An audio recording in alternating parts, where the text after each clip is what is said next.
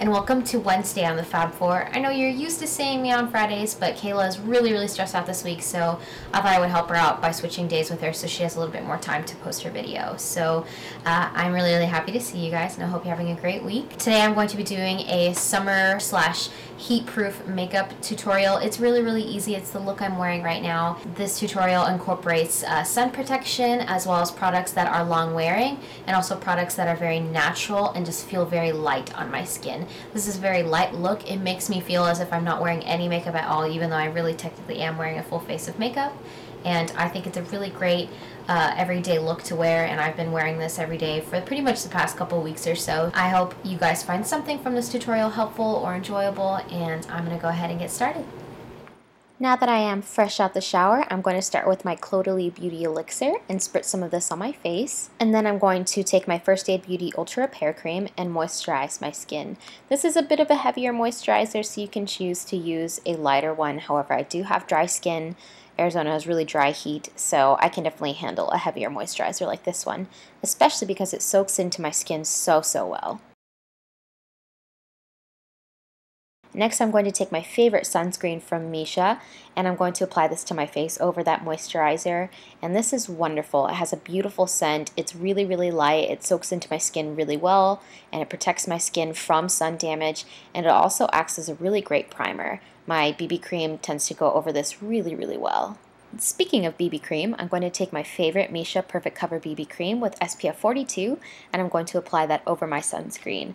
And as always, this does appear a little bit gray when I first apply it, but it does oxidize to match my skin perfectly. I am in the shade 23, but I can definitely shift between shades 21 and 26.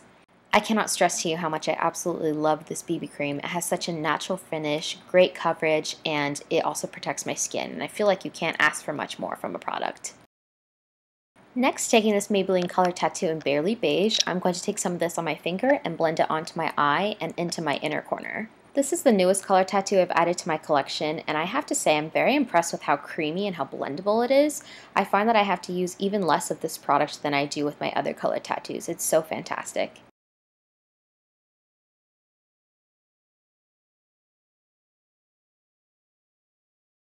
And next, taking my Wet n Wild eyeshadow in Brulee, I'm just going to apply this to my brow bone with a Real Techniques brush. And then I'm just going to kind of go over that a few times with this brush. This is a very pigmented but creamy eyeshadow. It's very easy to use and easy to blend.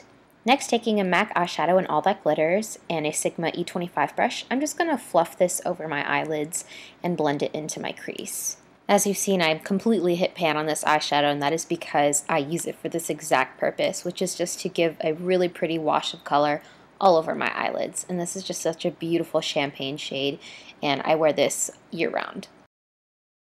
And then taking this medium matte brown from Wet n Wild, I'm going to apply this with that same brush into the crease just to define the eyes a little bit more.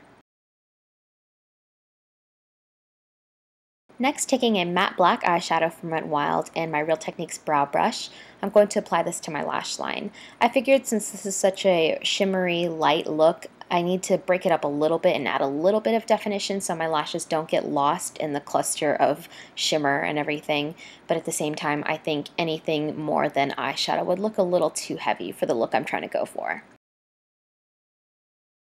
And now, using a fluffy brush, I'm just going to do some last-minute blending just to make sure everything is really soft. And then I'm going to take Embark eyeshadow from MAC and run this through my brows. I know a lot of people prefer to use pencils for their brows. However, I have yet to find a really great brow product aside from MAC eyeshadows. So if you have any recommendations, I would love to hear about them in the comments below, or if you want to send me a message, because I am desperate to try new things for my brows. Now I'm going to take my Revlon Nearly Naked Powder in Light and my Real Techniques blush brush, and I'm just going to use this to set my BB cream. This sets my BB cream really nicely and helps it so it doesn't budge anywhere all day, but it has a really natural finish. Next, taking my NARS Laguna bronzer, I'm going to use that same brush and apply this to the outer edges of my face really lightly. Normally I skip on the bronzer most days, but I felt that since this is a summer tutorial, I felt it wouldn't really be complete without some bronzer. Next, taking my Tarte Amazonian Clay Blush in Blissful and my Crown Stippling Brush, I'm just going to swirl this onto my cheeks. This is a really awesome color, and I love that these blushes really do stay put for 24 hours. Next, I'm going to curl my eyelashes with my Japanese eyelash curler, and I'm going to apply a couple coats of the Almay Get Up and Grow mascara. I don't typically have an issue with mascara transferring onto my face or my eyelids.